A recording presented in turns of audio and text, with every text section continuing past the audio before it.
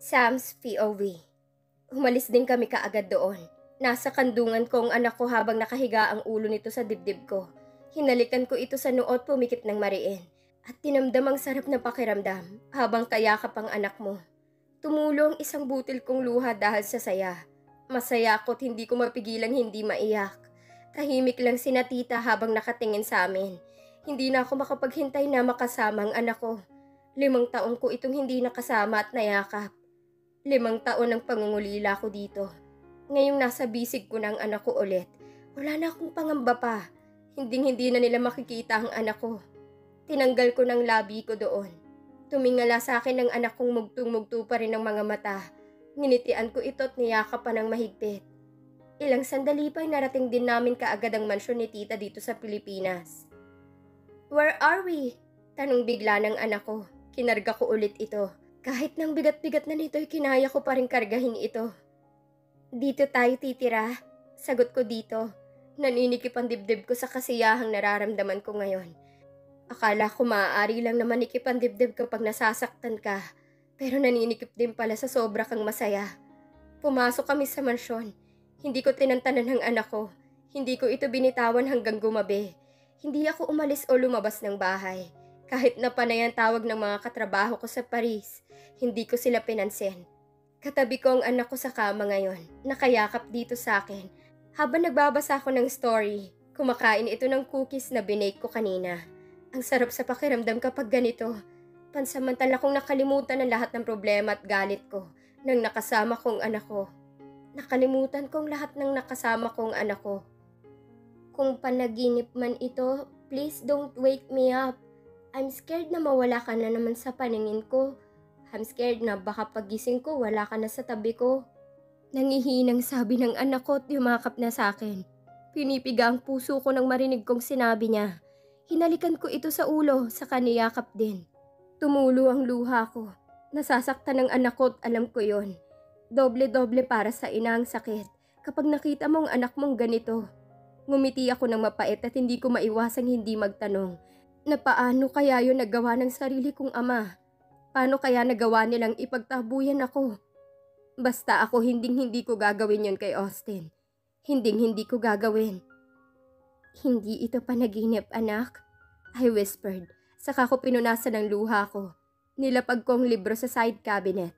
Pagkatapos ng story, kinuha ko ang makapal na comforter. At itinabo namin ito sa katawan namin ng anak kong mulat na mulat pa rin. Nasa braso ko ang ulo ni Austin at ginawang unan.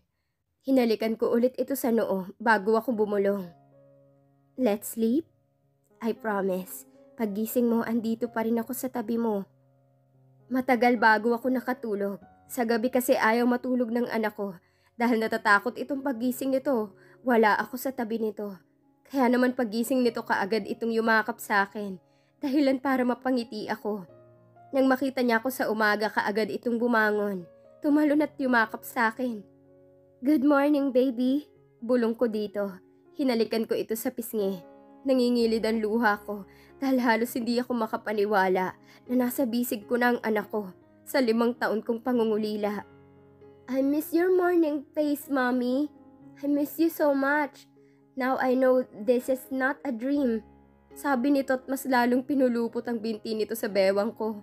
Tumawa ako ng mahina, pero hindi nakatakas sa akin ang pagtulo ng isang butil kong luha, pero kaagad ko din itong pinunasan.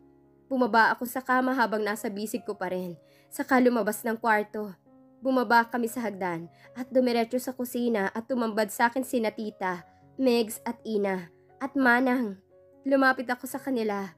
Nilapag ko ang anak kong nakatingin sa kanila bago ko sila nilapitan at isa-isang hinalikan sa pisngi. Hi, Austin! Si Megs na sinubukan makipag-close sa anak ko. Tumango ang anak ko at umiwas ng tingin. Ngumiti ako saka ko nilapitan ang anak ko. Hindi ko pa pala sila napakikilala. Nakalimutan ko kahapon. Kumuha ako ng cookies at gata saka ko nilapag ito sa harapan ng anak ko. Are you ready? Biglang tanong ni Tita na ikinakunot ng noo ko. Kumuha ako ng fish fillet at kung ano-ano pang nakahain sa mesa. Ngayon ang simula ng shooting mo sa beach, remember kahapon? Napahinto ako. Napapikit ako ng munti ko nang makalimutan ang trabaho ko sa kanila. Nilapag ko ang utensil ko at tiningnan si tita. I am, sagot ko na lang. Nagsimula akong kumain. Tiningnan ko ang anak kong kumakain na. Maiiwan ko na naman. Kahapon ko lang ito nakasama tapos maiiwan ko na naman. Nakaramdam ka agad ako ng lungkot. Magpapaliwanag na lang ako mamaya. Sa building ng Valerian muna tayo dediretso dahil yun na napag-usapan kahapon pagkatapos mong umalis. Nakinig lang ako kay tita sa mga sinasabi nito at ganun din si Migs. Bumalik agad ang pagkamuhi ko at galit ko nang maalala ko kahapon. Tinapos ko kaagad ang kain. Umakyat ako sa taas at iniwan ko ang anak ko kay Migs at Ina na sinusubukan makipagkaibigan sa anak ko. Nag-impake ako ng ilang mga damit pagkatapos kong maligo at magbihis. Kaagad akong bumaba at tumambad sa akin ang anak kong nawala ang ngiti nang makita ako at ang dala kong maleta. "You're leaving again?" Hinanakit na tanong ng anak ko. Lumunok ako at saka ko ito nilapitan. "I'm sorry, magtatrabaho lang si Mommy para sa'yo, para sa atin. I promise I call you every hour." Pagkukumbinsi ko dito, pero umiling ito at nakita ko kaagad ang luha nito. Pinipiga ang puso ko. Niyakap ko kaagad ito. Pwede bang wag na lang umalis? Humagulgol ang anak ko. "You made the promise." Ang higpit ng yakap sa akin ng anak ko. Napatingin ako kina tita na nakatingin lang sa akin. Hinarap ko ang anak ko, na ngayon punong-puno ng luha ang muka. Pinunasan ko ito dahil pinipiga ang puso ko. "Austin, listen. Kung hindi magtatrabaho si Mommy, saan tayo pupulutin?" Tanong ko dito. Kung pwede lang na wag umalis, kaso napirmahan na ang kontrata. We made a promise na magtatrabaho kami doon. At kailangan namin sundin kung ano ang nakasaad sa kontrata. Hindi sumagot ang anak ko. Ngumiti ako dito saka ko kinuha ang bagong phone na kakabili lang kanina. Kinuha ko ang box at binuksan ito. Pinakita ko sa anak kong phone saka laptop na nasa salamin na mesa. "I promised I call you every hour. I call you. We will FaceTime every hour." Pagkukumbinsi ko dito pero hindi pa rin sumagot ang anak ko. Naninikip ang dibdib ko. "Please?" Niyakap ko ito ng mahigpit at naramdaman ko kaagad ang pagtango nito. Napangiti ako. He's so smart. Naiintindihan niyang sinasabi ko. Hinalikan ko ang baba at tenga nito. "Promise?" Tumango ako bilang sagot. Tumayo ako tiningnan si Manang na nakatingin lang sa amin. "Manang, wag na wag mong palalabasin. Kahit anong mangyari, wag kayong lalabas." Bilin ko dito. Tumango si Manang at niyakap ako. Tiningnan ko ulit ang anak ko saka isang beses na niyakap ko ito. Tumayo na ako at kinuha ang maleta ko. Dire-diretso na ang lakad ko dahil kung makikita kong mukha ng anak ko, baka hindi na ako aalis. Pumasok kaagad ako sa van at tumulo kaagad ang luha ko. Sinara na nilang pintuan ng van at umalis na kami doon. Biglang tumunog ang phone ko mula sa gitna ng biyahe. Sinagot ko ito at tumambad kaagad sa akin ang mukha ng anak ko. Kakaalis lang namin pero kaagad itong tumawag. Nilayo ko ang camera sa mukha ko. Nagsunod-sunod umagos ang luha ko. Talagang na-trauma ito simula nung umalis ako. Pakiramdam ni Austin nag-iisa na lang ito noon nang iniwan ko siya. Pwede bang bumalik na lang? Tinakpan ko ang bibig ko at naramdaman ko kaagad ang haplos ni tita sa likod ko. Natatakot na si Austin na umalis ako. Pinunasan kong luha ko at saka ako humarap sa camera. "Wag mong patayin ang video call, Mom. I wanna see you." Sabi nito sa kabilang linya. Sunod-sunod ang pagtango ko at sinunod nga ang sinabi nito. Kahit na narating na namin ang building. "Wait," sabi ko sa anak ko nang bumukas ang van. Hindi na ako lumabas at nanatili na lang sa loob. Pero kailangan namin lumabas. Hawak kong phone ko habang naglalakad ako.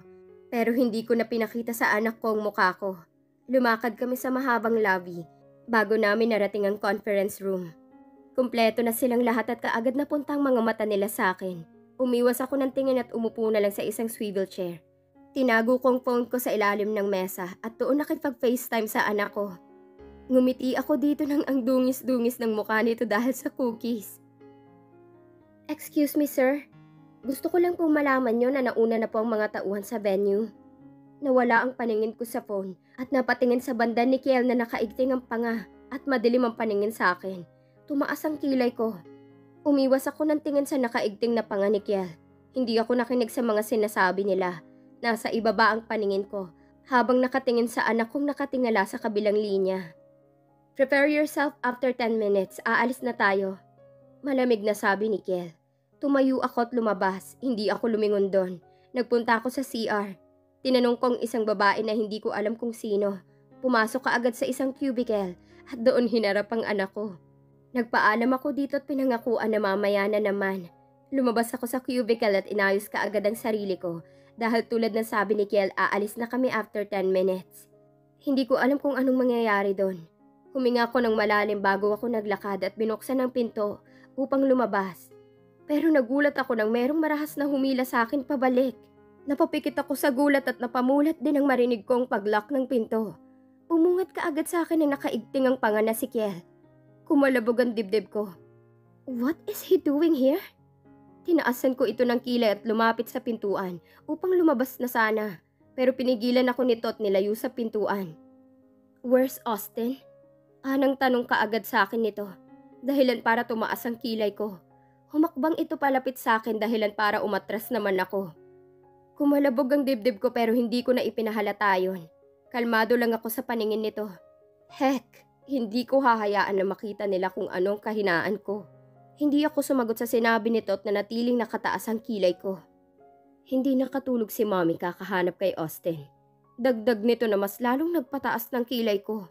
Muntik na akong tumawa ng malakas pero pinigilan ko yon. Nagkakamali ka ata, Mr. Valerian. Sinong Mommy? Sinong apo nito? I don't know what you're talking about. Nakangising sabi ko habang naka-cross arm. Pumikit ito ng mariin at nakapamewang na tiningnan ako.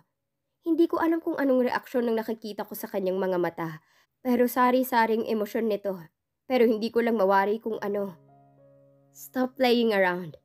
I know you. You want a revenge, right? Hinawakan niyang palapulsuhan ko. Marahan ang hawak nito sa akin at ine-expect ko na mahigpit yon. Pero nagkamali ako. Who says I'm playing? Malamig kong sabi. Binawi kong kamay dito pero hindi ko nagawa dahil ang kaninang marahan na hawak nito ay humigpit na. At ang kapal ng mukha mo para dalhin at ipakita mo sa akin ang kabit mo? You cheater? Mas nagulat ako sa dagdag nitong sabi. Ang kapal ng mukha ng lalaking to para tawagin akong cheater. Samantalang ito kung sino-sinong babaeng kinakama. Ano naman ngayon? Wala ka nang pakialam doon kung dalhin ko dito kung sino man. And mind your own business, Mr. Valerian. So please, get off me with your filthy hands. Laglag ang panga nitong nakatingin sa akin. You, Kiel, I can't forgive you, I swear. Pinawi kong kamay dito ng buong lakas at nilagpasan ito. Lumabas ako ng CR at dumiretso palabas. Tumambad ka agad sa akin si tita na hinahanap ako. Where have you been? Let's go! Hinila ka agad ako nito papasok sa van. Umupo ako sa pinakadulo at bago sinara ang pinto ng van, ay nakita ko si Kiel na papalabas na din. Pero masama ka agad ang paningin sa akin. Umiwas ako ng tingin at tumingin na lang sa unahan. Ako pa ngayon ang cheater? Kinuyom ko ang kamao. Are you okay? Tanong ni Migs na nasa front seat. Tumango tumingin lang sa bintana. I swear, I won't forgive you. Huminga ako ng malalim at kinalmang sarili. Sa labas lang ako nakatingin habang panay ang salita ni tita ng kung anong dapat gawin. Hindi matanggal sa isip kong pinag-usapan namin ni Kiel. Pero pinilid ko na lang ang ulo ko para maalis sa isipan ko. Nakatulog ako sa buong biyahe na yun nang hindi ko namalayan. Tumawag ang anak ko pero si titang sumagot. Nagising din ako ng ilang oras. Lumabas ka agad ako ng van at sumalubong ka agad sa akin ng simoy ng hangin. Lumipad ka agad ang nakataas kong buhok. Pumikit ako at niramdam ang simoy ng hangin. Tumingin ako sa paligid at napagtanto kong nakababa na ang lahat sa sasakyan. Kinuha kong maleta ko saka ang duffel bag ko. Sumunod ako kina tita papunta sa hotel. Dumaan muna kami sa buhanginan. Nakasuot ako ng beach dress, sunglasses at sombrero. Hawak-hawak ko ang maleta ko habang napatingin sa magandang paligid. Tinanggal kong naka-ponytail kong buhok, dahilan para magsiliparan na ito. Tumingin ako sa unahan at kaagad lumipad ang paningin ko sa mag-fiancé na kinakausap ang receptionist ng hotel. Umiwas ako ng tingin at napatingin naman ako kay Danica na merong katawagan sa phone na hindi malayo sa akin na parang pinapagalitan ng kausap. Meron ng katandaan si Danica. Kaedad lang ng magulang ko pero Danica ka lang ang tawag namin dito dahil nasanay na din. Umiwas ako ng tingin at napunta naman ang paningin ko kay Kyron na kinukuhanan ako ng picture. Umirap ako sa lalaking ito at pumasok na lang sa hotel. Nahihirapan ka ba? Napatingin ako sa nagsalita at nagulat ako nang tumabi sa akin ang aking ina na nasa likod nito ang aking ama. Hindi ko alam kung anong mararamdaman ko. Nahihirapan? Maybe I am, pero kaya ko naman. If you want, ako nang magdadala ng iba mong dala para hindi ka mahirapan katulad noon. Mas lalo akong natigilan sa sinabi nito. Tiningnan ko ito, tumambad sa akin ang mukha nitong punong-puno ng sakit at lungkot. Tumaas ang kilay ko. No thanks, ayoko magkautang na loob. Malamig kong sabi bago ko sila nilagpasan, pero napahinto din ako ng, how about Zoe? Nagkautang na loob ka rin sa kanya. Dagdag nito, huminga ako ng malalim at tiningnan ito. She's different, dahil hindi niya kailanman sinumbat sa akin yan. Hindi siya kailanman nagreklamo. Nakangiting sabi ko at tiningnan si Tita Zoe na ngayong kausap ang manager ng hotel na kasamang mag-fiancé. Pero ang kaibahan lang, nakatingin sa amin si Kiel at hindi nakikinig. Sana nga siya na lang ang nagluwal sa akin. Sana nga siya na lang ang magulang ko. Wala sa sariling sambit ko habang nakatingin pa rin kay tita. Meron pa rin palang natitirang mabait sa mundo. Nilingon ko ang magulang ko na nangingilid ang luha. Ang ama ko naman ay nakayuko. Ngumiti ako dito ng matamis. Pinipiga ang puso ko habang nakatingin sa dalawa. Siya ang pinaka-the best na ina sa buong mundo para sa akin. She is. She's the best kasi kaduguman o hindi, minamahal nito. Moriin kong sabi habang nakatingin sa ina ko. What do you think, Mr. Mrs. Perez? I am right. She's the best pero ang malas ko lang. Kasi napunta ako sa makasariling pamilya. Tinaboy ang anak para hindi lang madumihan ang pangalan. Nakangising sabi ko. Umiwas ako ng tingin ng maalala kong salitang binitiwan nila na hanggang ngayon nasa utak ko pa rin.